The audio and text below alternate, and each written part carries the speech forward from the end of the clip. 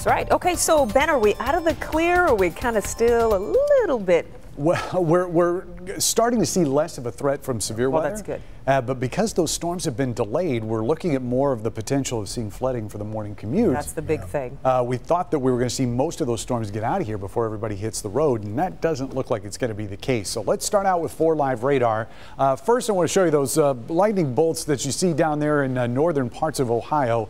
Look like 2 of them popped up with that cell, and haven't seen much more, although we're trying to, it looks like trying to fire up some convection down there. Most of that should stay down towards the state line. The storm motion on this is a little bit more south than east, but most of the state has what we call a cap, which means the temperatures are a little bit warmer above the surface than they are down at the ground, and that prevents these storms from rising and getting strength and getting going.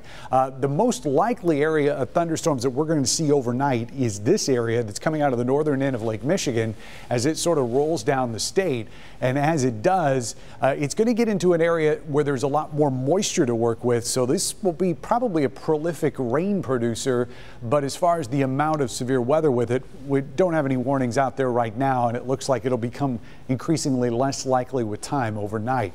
Storm pin showing is this from Harrison Township. Beautiful colors on the clouds.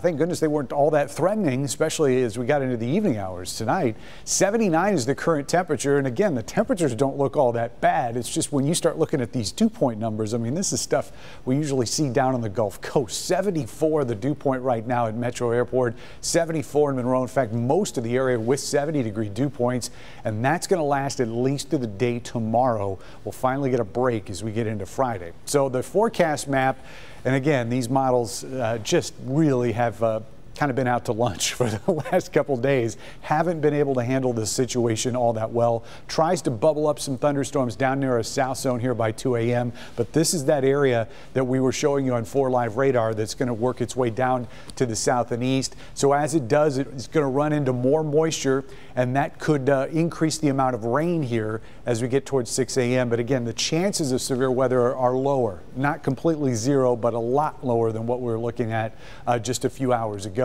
Once we get through the day on Thursday, still could see some scattered thunderstorms around with a very similar setup. High moisture content, a lot of instability to work with, and temperatures that are still going to be at or even warmer than what we saw yesterday. 74 is what we're looking at for a low temperature tonight. Quick check of high temperatures in our 4-zone forecast. Metro zone is going to be in the mid to upper 80s. These numbers, even though they'll be in the 80s on the thermometer, are going to be basically feeling like 92, 93, maybe even hotter with the amount of moisture that we have out there tomorrow. A couple 70s possible up there in our north zone. Some relief again Friday as we drop the humidity. Most of the weekend looks good, and a chance of storms on Sunday. All held off for the band tonight in St. Clair Shores. Had a great time, so thanks to everybody that came.